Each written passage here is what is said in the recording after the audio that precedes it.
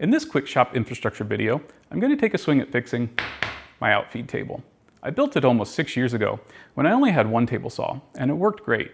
But now that I have two table saws, it's not completely flat and level between them, and it makes sliding things all the way across without getting caught in the transitions really difficult sometimes. I got some really good suggestions from viewers in my shop tour video, and I'm going to see if I can implement some of those ideas to fix it and make it so I can slide things all the way across more easily. Hopefully it'll save my sanity when I'm making things, and I can stop pulling out what little hair I have left. The problem I have is now that I have two table saws, getting this to be perfectly level and flush with both, so I can slide from one saw all the way over to the next, is my challenge. I can go this way, but I have a little bit of a dip on this side, and I can't come back this way, because to make it so that it's flush in the middle, my ends are a little wonky. So in this video, I'm going to try and take the dip out of the tabletop, get it leveled a little bit better and straightened. And I've got one other trick that was suggested by a viewer to make it so that things can slide all the way across without getting hung up. The problem, as you may or may not be able to see in this shot, is there's a belly to that table, which you can see daylight under the middle of that level. And we got to get that bow taken out so that we bring the table back flat. So we're going to go underneath, we're going to take a 2x4, we're going to run it through the joiner, and we're going to bolt it and screw it and try and pull everything nice back and flat. In my shop tour video, I had several people comment that underneath these mats, it must just be an absolute sawdusty mess. I have not pre-cleaned out here or vacuumed. I'm going to move this mat out of the way. We're going to see how bad it is. It's not too bad. There's definitely a little bit of sawdust, but there is not giant clumps and pockets all around the edges. I do try and keep the shop reasonably swept up, but overall these mats are working great, and they're not trapping a ton of dust and dirt underneath. Although there is the occasional dead bug. And right there, there's definitely some sawdust underneath the saw. But it's a saw, what do you expect? Taking a quick look underneath the assembly table, I think I'm going to attach my 2x4 along this oak runner. So I've got two layers of 3/4 inch MDF that are stacked and glued together, and then I've got this 3/4 inch thick solid oak that runs all the way down, which gives me a nice clamping surface. And it gives me some nice thickness here. So we're going to joint our board, and then we will attach it here to give us the most meat to screw in, and we'll try and take that belly out right here. I found a 2x6. It's kind of ratty and nasty, but it'll be a heck of a lot stronger than a 2x4. So let's joint a flat edge.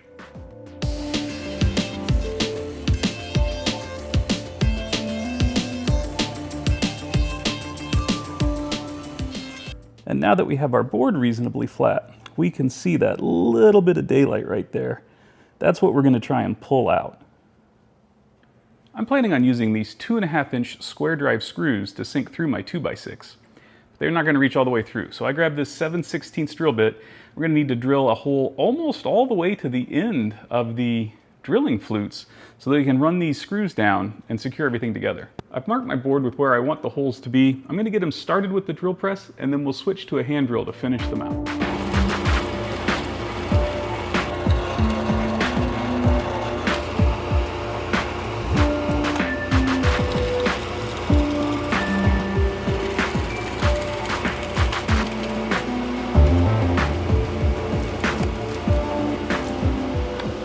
So my hole only got down to about here, which means that my screw's only sticking out about that far. So we've got to get this hole deeper.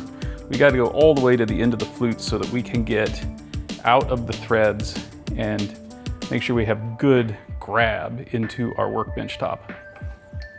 So ironically, we'll use our workbench to improve our workbench.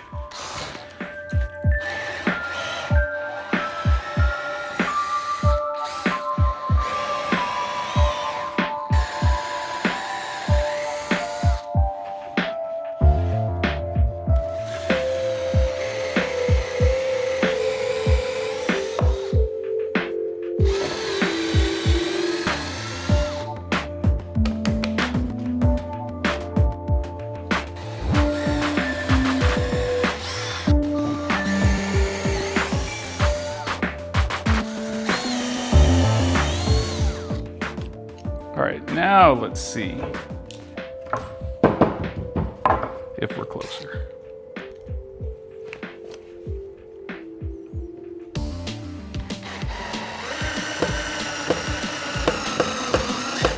There we go. That looks much better to me. And despite my better judgment, I'm going to film this portion of me trying to struggle with getting this board clamped in place. Not sure how this is going to go.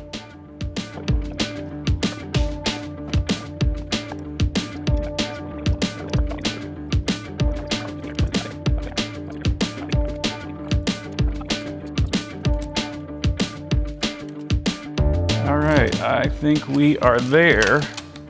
I'm at 2 inches all the way. Nice.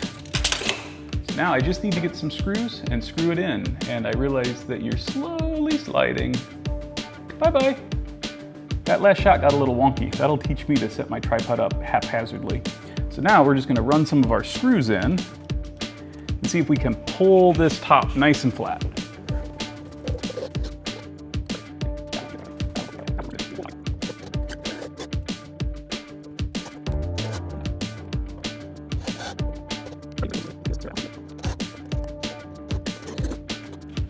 Did we embetter it at all?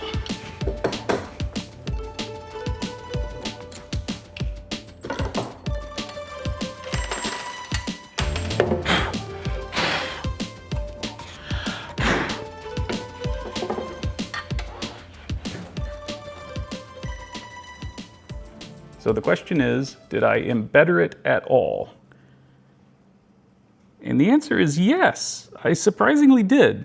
I think that there is just a hint of light, and I don't know if the camera will pick it up. Oh, right there. You can just see a sliver of light, which is probably fine for art purposes. It's much better than it was before, so I am going to call that solved for the moment. And we're pretty level. In my shop build video where I first mentioned the problem of this surface not letting me slide pieces smoothly from table saw to table saw, commenters suggested I put a heavy chamfer on this edge, just like table saws do, so if the surfaces aren't perfectly mated, the piece can hit that chamfer and slide up. So I've got a 45-degree chamfer bit in my router, and I'm going to put a heavy chamfer on this edge.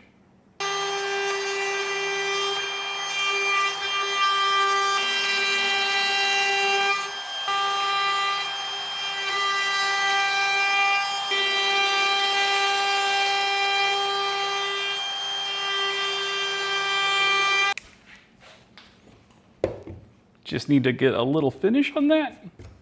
Good as new.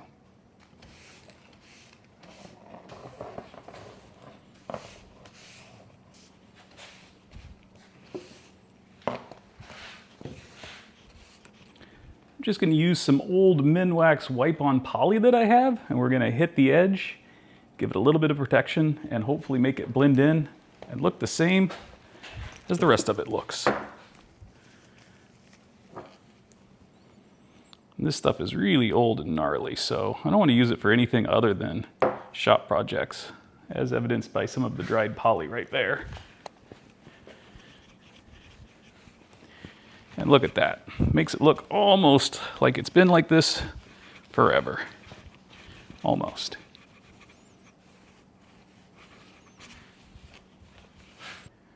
Since we're out here and we have everything out and it's a mess anyway, we might as well move this saw out of the way and do the same chamfer to this side of the table. This side is much flatter. It doesn't have the belly in it, so I don't need to straighten it. I'm just gonna put the chamfer on the edge, put some protection on it, and I think that this will be done.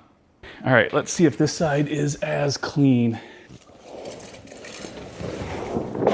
Surprisingly, I don't know if you can see this on camera, but there's not a ton of sawdust. I'm quite impressed. See if this will just roll. Oh, there's some gravity in this one. And I definitely have some stuff to clean up here.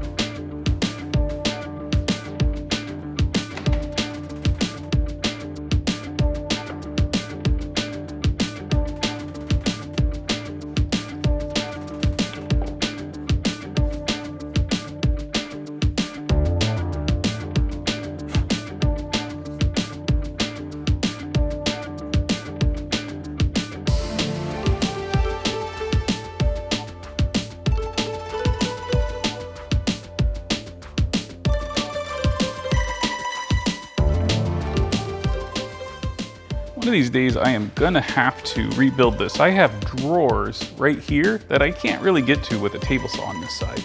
Like I said, I never planned for this to be a solution that has 2 table saws, and it's really some nice storage, so I should fix that and make it so that I can get into it. That's a problem, or rather a project, for another day though.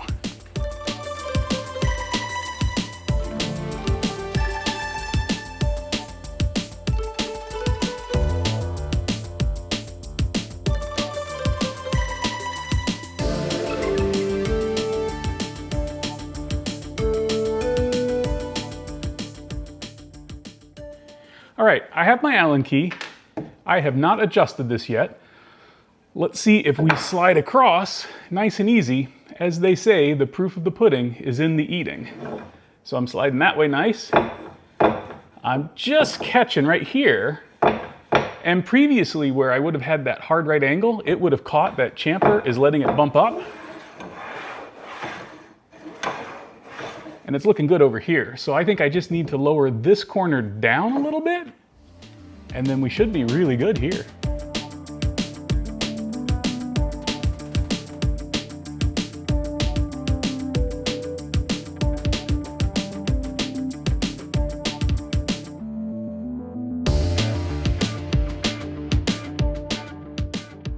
I spent a bunch of time leveling the 4 corners, and I think I've got it about as good as I'm gonna get it.